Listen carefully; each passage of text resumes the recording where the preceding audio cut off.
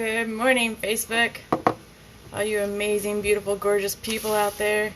Hope everybody is waking up feeling good. There's something on my coffee cup that should not be on my coffee cup.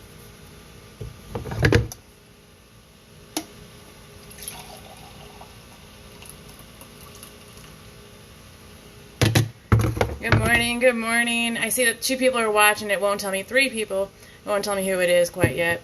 I'm going to get some coffee ready, and then I'm going to go outside and chit-chat with you guys.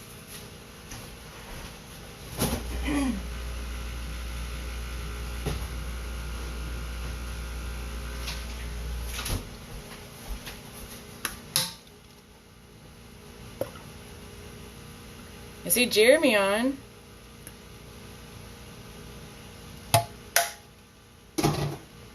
Alright.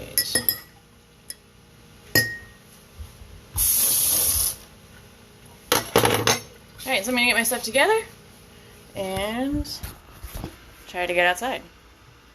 Should probably clear off this camera a little bit. Looks kind of fuzzy.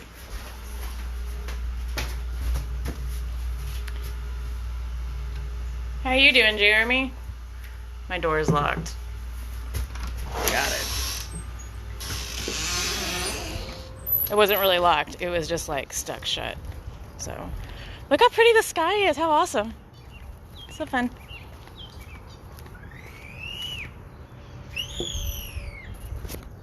I don't know if you guys could hear that bird, but that was an interesting sound. Alright, let me see if I can get this phone on the stand here. Alrighty, good morning, everybody.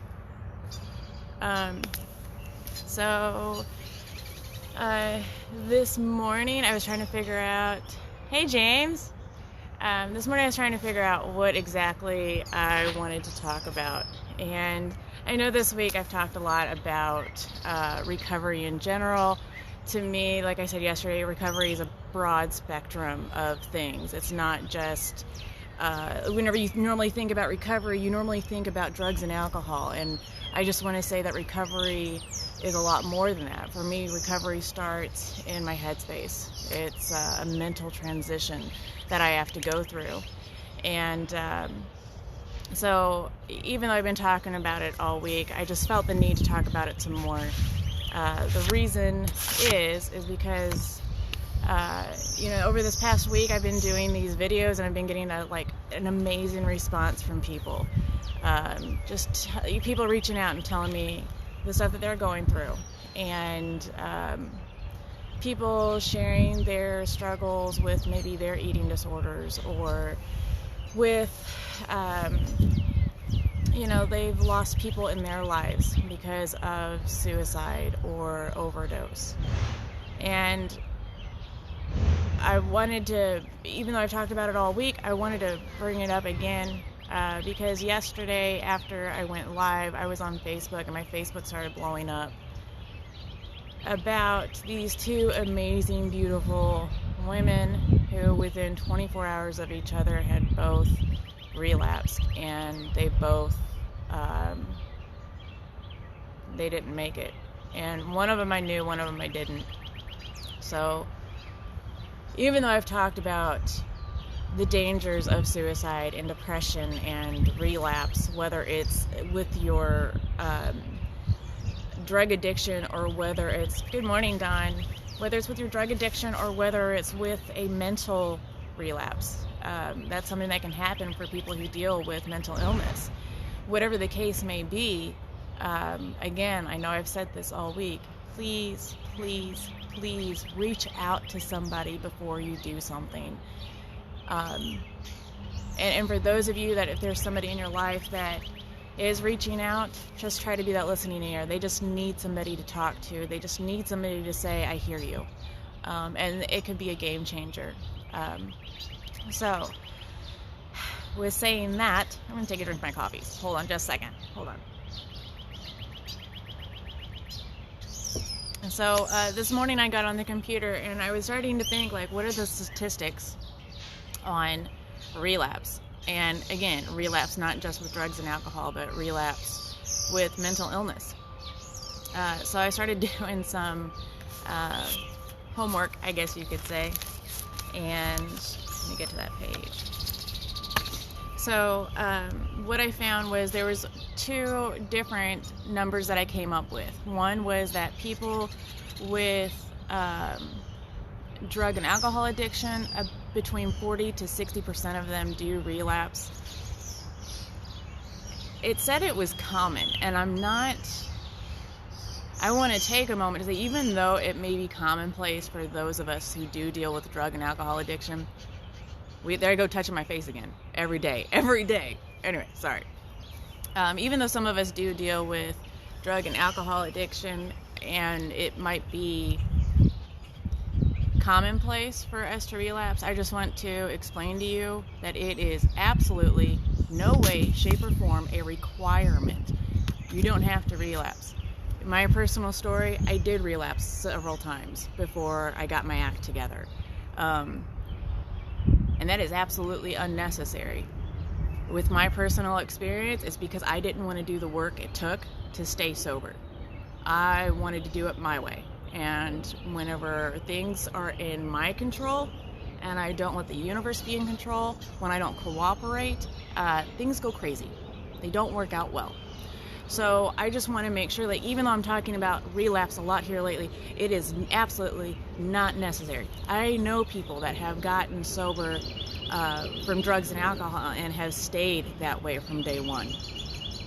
Just because I'm not one of those people doesn't mean it's not possible. So, looking at these statistics, you don't have to be that 60% of people that relapse. You can be that 40% of people who get it on the first go around. And if you have relapsed, I am not harping on you. I'm just saying be the voice of somebody who can say it's not necessary. You don't have to do it. The other thing that I found that was really interesting was, like, whenever I went to that, I was like, okay, so what's the statistics on people that relapse from mental, relapse mentally whenever they're dealing with, hold on just a second.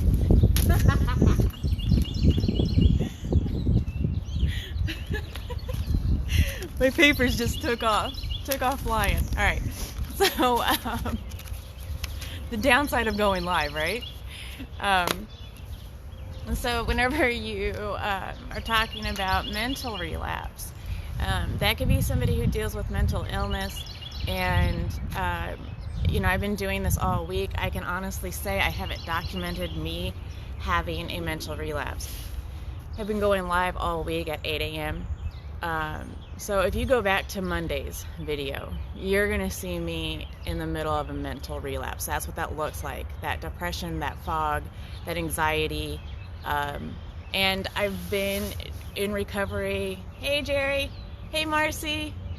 I've been in recovery long enough to know that whenever I have a mental relapse, I have to do something quick, because for me personally, my mental relapse, whenever I start getting off balance mentally, that's whenever those thoughts of using really kick in. That's when those thoughts of my eating disorder really, really kick in.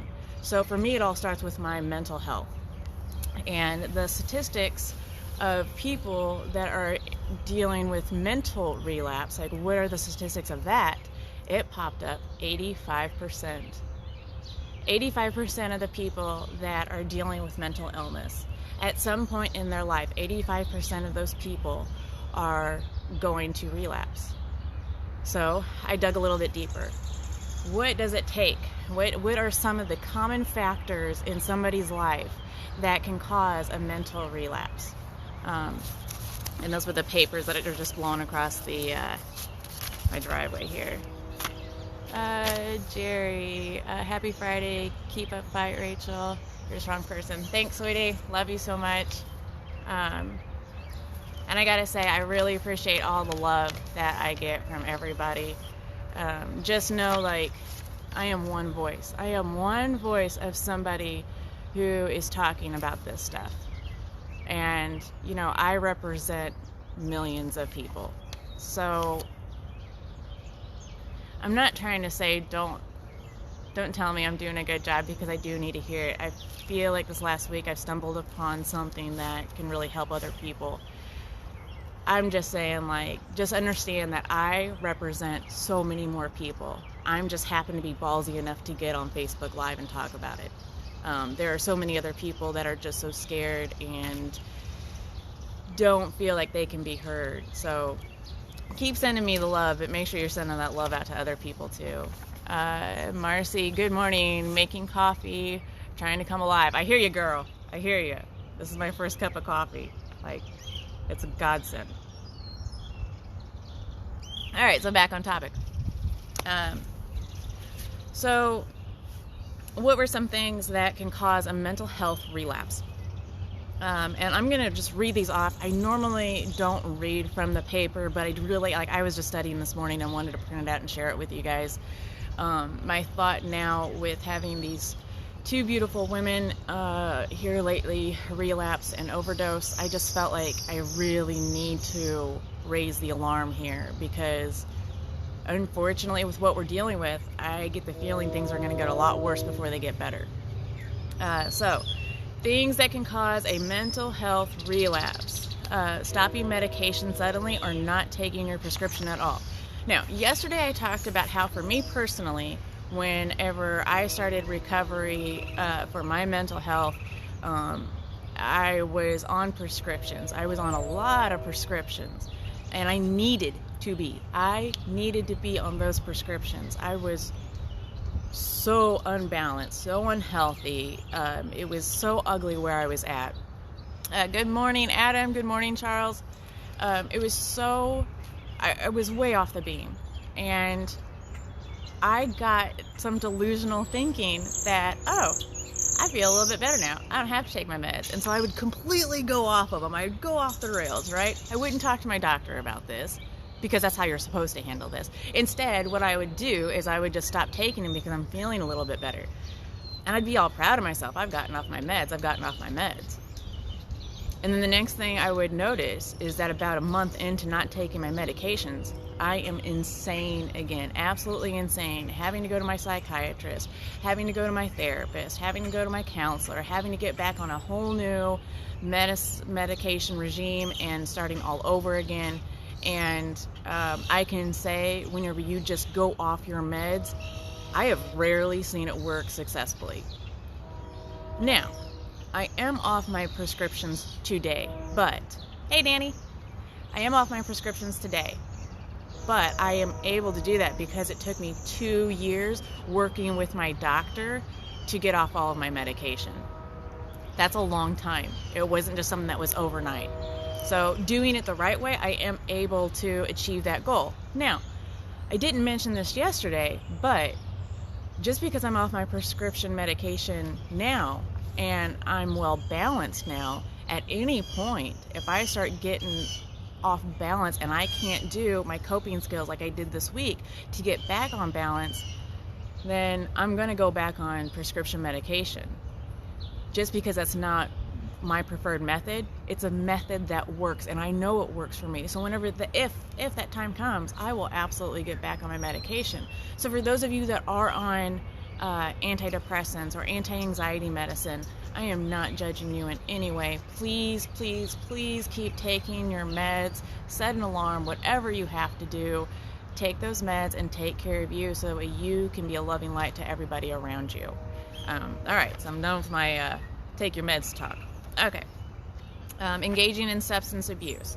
This is something that, if you aren't an alcoholic, if you aren't an addict, but you notice that you're going out with your friends a couple of times a week and you're just able to have a few, alcohol is is a depressant. So if you're somebody that takes an antidepressant, you're kind of neglecting.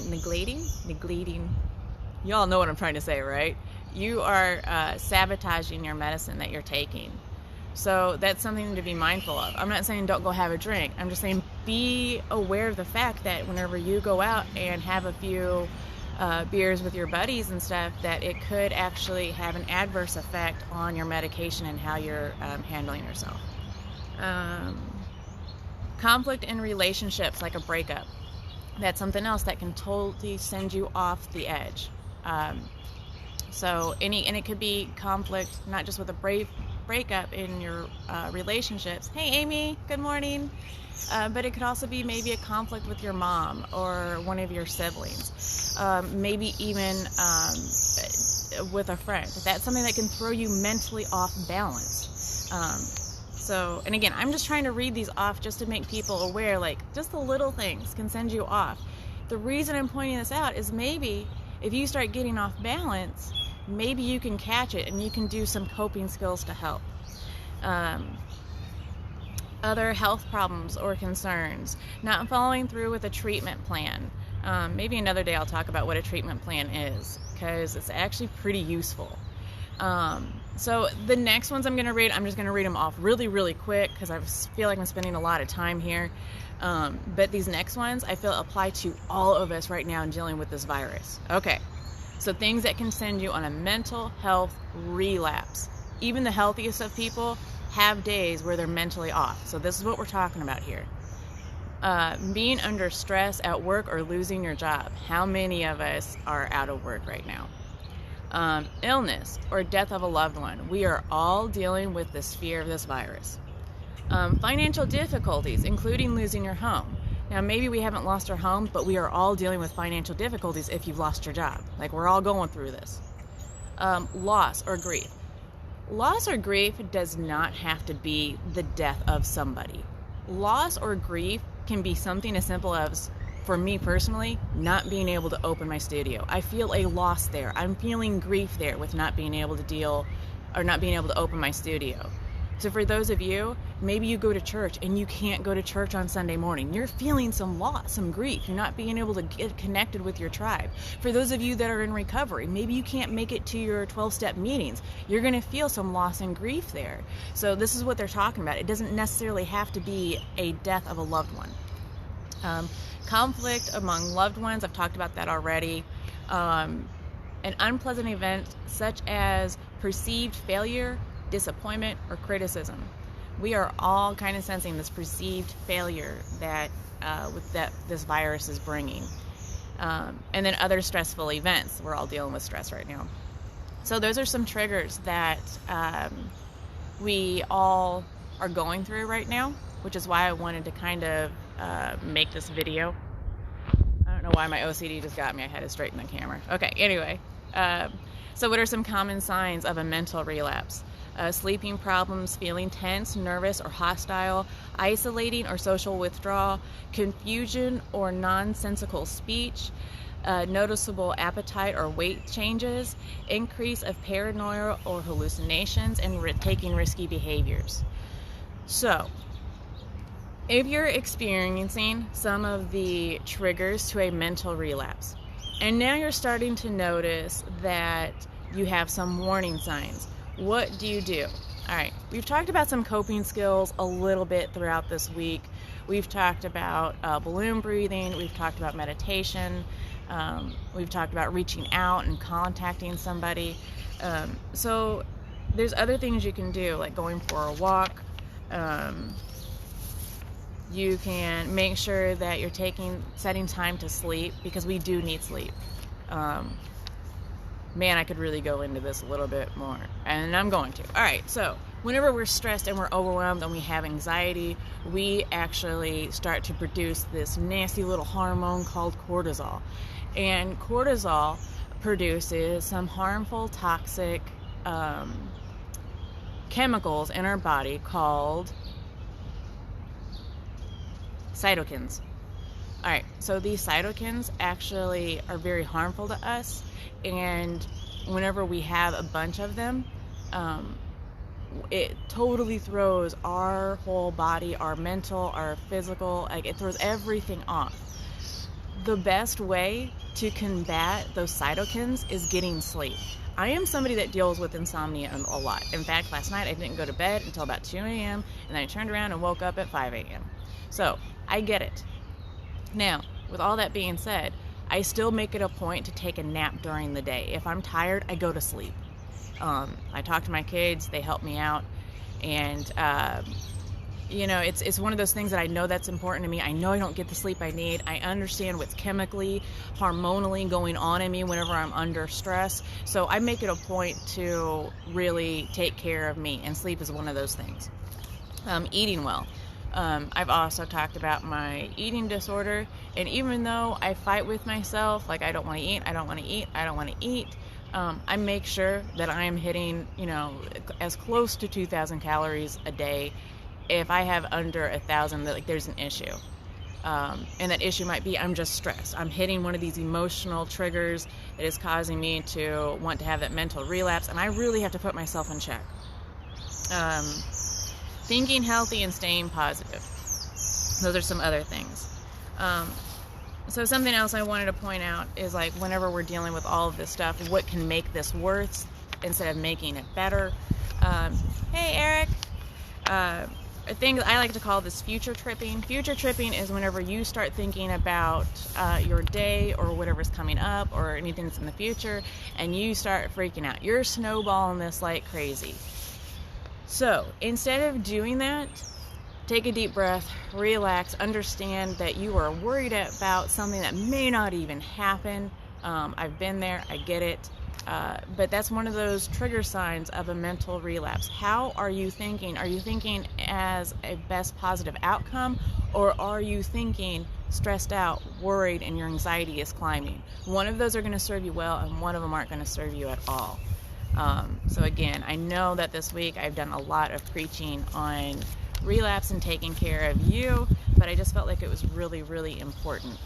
I will also say that I think I'm going to keep doing these videos. I've gotten a good enough response to where I feel like it's beneficial.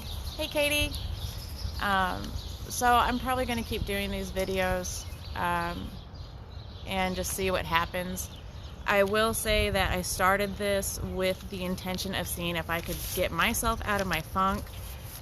For any of you that are interested what my funk kind of looked like, and I will say, like, the depression I started getting into wasn't even that bad of a one, but it was still bad enough for me to not be cool with it.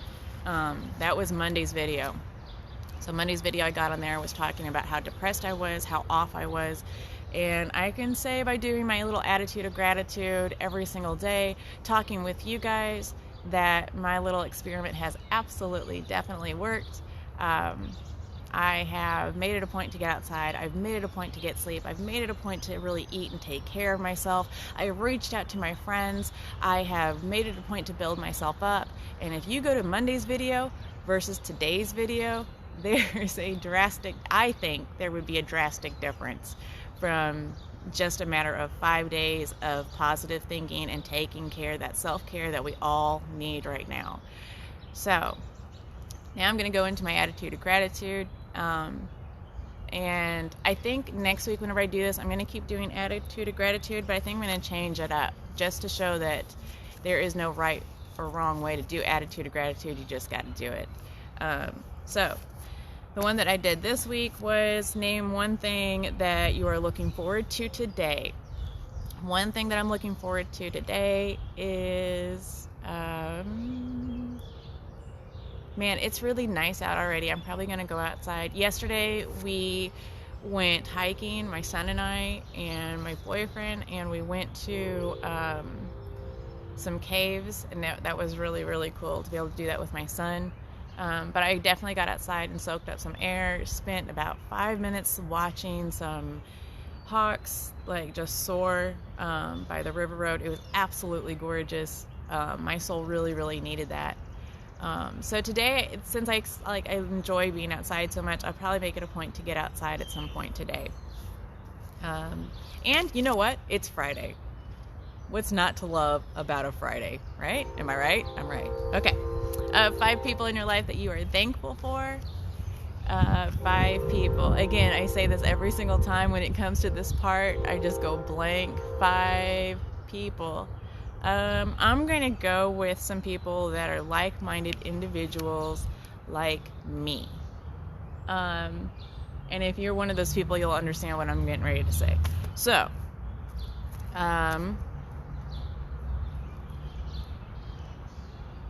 my first person is Annie Kelly. Annie Kelly has put up with my crazy shenanigans for 4 years, and she has walked me through an amazing process to make me happy, healthy, and whole. And I would not be the person I am today if it wasn't for that amazing, beautiful woman. So Annie Kelly is somebody I'm extremely thankful for. The next person I'm going to say is Mickey Gaskins.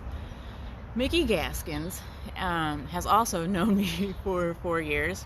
She has totally taken me under her wing. She treats me like I'm her little sister. I love and adore her. And I'm just going to throw this out there. She's a nurse, and she's badass. And she is out there doing things for people that I would probably be a little too scared to do. Hey, Cynthia. Hey, Mike. So that's 2. 3, I'm going to say Shelley LeBlanc. Shelley LeBlanc and I, she's known me for 4 years, and she's freaking goofy, and she gets my personality, and whenever I'm all crazy, she listens to my crazy and never judges me for it, just loves me in spite of myself. Somebody else. I'm trying to think of people that I haven't named before. That's what's kind of making it a little bit hard today. Heather Rinke. Heather Rinke has known me a really long time, and there was a point in my life to where I was not doing well at all, and I know I got on her nerves. I know that I probably pissed her off several times, but she never stopped planting seeds of love in me. Like, she would always tell me, how cool is this for me to be talking about this right now? Okay, so she would always tell me, I'd be going through like some heavy shit, right? Like around the time that my dad died, like I was just miserable. And she would say things like, you know, have you talked to your higher power? Have you prayed today? Have you done an attitude of gratitude? And I'm telling you what, like anytime she said that kind of stuff, I would want to gag myself with a spoon. Like, are you kidding me right now? I'm not. No. But today, man, I am so appreciative of, hey Jimmy, I am so appreciative of the fact that she planted those seeds of love in me, because they did grow and they did take root, and they are solid and strong today. And she's another one of those people. I don't know if I would be here if it wasn't for her. All right, and I think I need one more. I've kind of lost count, so I'm going to just think of another person anyway. I'm going to say...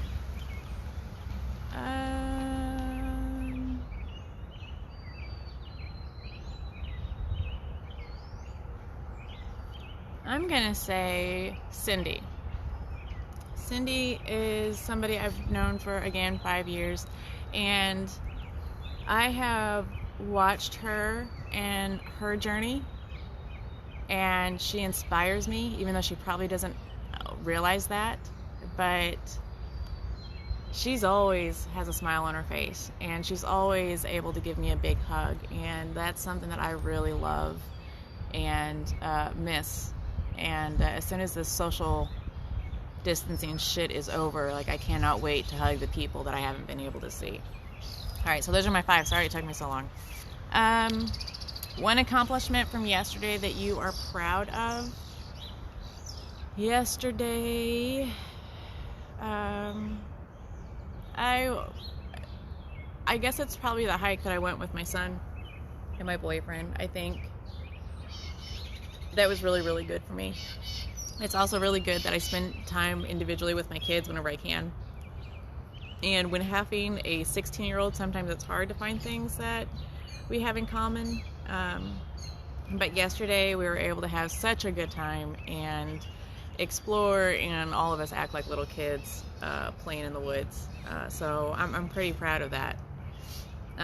Just that I was able to have that moment as a mama with her son. One thing that you like about yourself. One thing that I like about myself. I'm pretty adventurous. I am. I like trying new things. I'm also a scaredy cat. I've just realized that here recently. There's certain things that I am scared of. But I've done things like scuba dive, and I've jumped out of an airplane, and I've done some free climbing, and done lots of fun, adventurous hikes. So I would say one thing I love about me is that I'm adventurous. And even though I might be scared, I definitely push forward just because the experience is definitely worth it.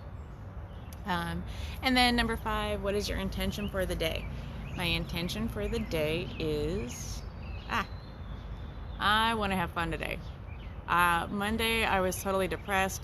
For today and this weekend, I want to have fun. I want to embrace. I want to laugh. I want to make other people laugh. So I'm not sure exactly how I'm going to go about that, but that's my intention for the day. And then I end this by taking 5 deep breaths. I normally don't do this throughout this past week. I haven't done it. But I'm going to go ahead and do it with you guys because I think it might be good if we all just sat quietly. For those of you that are in recovery and know the individuals that I mentioned earlier that overdosed, this might be a good time to have some silent reflection for them. For anybody else that doesn't know the people I'm talking about, while we take these 5 deep breaths together, maybe it's a good time to just send energy, positive love out into the universe. So if you want to breathe with me, please do. I'm just going to do my breaths. I'm going to try to make them as audible as possible so that way you guys can take those deep breaths with me. Marcy, caught myself smiling for the past 3 minutes. Thank you, sister. You are so welcome. I was just telling somebody last night, hey, Danny, that almost made me cry, Marcy. Last night that, man, I don't know what's going on with these videos, the response that I'm getting from them, the messages I'm getting from them. But if I can just help one person dealing with depression, one person dealing with anxiety, one person dealing with addiction, if I can just help one person by doing these videos, then that's my goal. I've done it. And man, you got me in the feels and crap, Marcy. So thank you for telling me that. I definitely want to put smiles on people's faces. This is a heavy time, and I just want to be there to help. Cynthia, I was wishing you could tell my cousins, essential workers, how to do attitude and gratitude lists, because they really need it right now, because they aren't being very grateful and thankful for what they are working on. Oh, hold on, I lost my spot. Hey, Heather. For they are working, because I feel like they are mad at the government for helping people who are receiving benefits who aren't able to work, or only able to work part-time because they now feel like they need to get benefits too, or else lay them off. Really aren't sounding grateful. It's interesting that whenever you start doing an attitude of gratitude, you start to see how beneficial it is. And whenever you start becoming very grateful, it's like you start noticing everybody else that's not. And here's what I can say about that. It is our job as humans to be a leading example by our behavior. I can tell you 1,000 things. I can preach and preach and preach, but that's just lip service. It doesn't really mean shit. That's just telling me an idea. But whenever you're actually applying these tools, these coping skills into play, whenever you're making the attitude of gratitude, it's this amazing thing. People start wanting to know, like, what are you doing that's working so well? How are you doing this? And it's by being that living example by our actions, by the way we conduct ourselves, by the way that we're loving beings. That's what's really going to win people over. So, I will talk to anybody that wants to hear it. If you want to share these videos with your cousins, please feel free. Anybody can share this with anybody. I don't care. Like, my story's already out there. Like, I'm not going to hide it. And again, like I said, if I can just help people, that's all I really want to do. But, the best thing to do is be that living example for people to see, which is why I got on here Monday feeling like crap. I was pretty sure that I was going to pull myself out of this, and I wanted other people to see how that's possible. All right, so back to our 5 deep breaths. As I do this, you can send out love to other people. You can send, hey Dylan, you can send love to those that the family of those 2 women that overdosed in the last 48 hours, because this is a real thing. Something happened for those 2 women. Something shifted in their mindset, and they weren't okay, and they didn't make it. So, the depression, mental illness, it's a big deal. So I'm going to go ahead and wrap this up. I'm going to do these 5 deep breaths with you guys, and then I'm going to go about my day. So I'm going to take a moment here. I'm going to ground myself. What I'm doing right now is I've been doing a lot of talking, and my mind's going a little bit fast. So I'm going to take a moment and get myself settled, kind of let the dust settle a little bit in my head.